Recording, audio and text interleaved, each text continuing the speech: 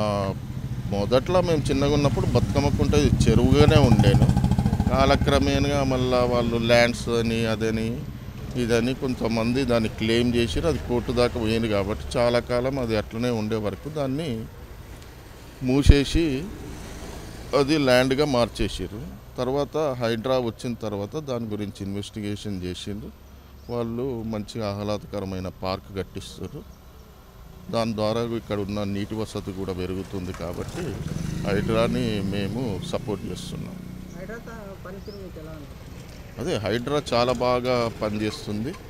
ఒక ఫస్ట్ ఇదే బతుకమ్మ కుంట అనే లేక్ని తీసుకొని వాళ్ళు ఇంప్రూవ్మెంట్ ఎలా చేస్తున్నారు అనేది రాష్ట్రంలో ఉన్న ప్రజలందరూ కూడా దీన్ని గుర్తించి ఇలా ఎక్కడనన్నా కబ్జాకు గురైన వాటి ఉంటే వెళ్ళి హైడ్రా కంప్లైంట్ ఇస్తే దాన్ని ఈ విధంగానే డెవలప్ చేస్తున్నారని ఇది నిదర్శనంగా కనబడుతుంది.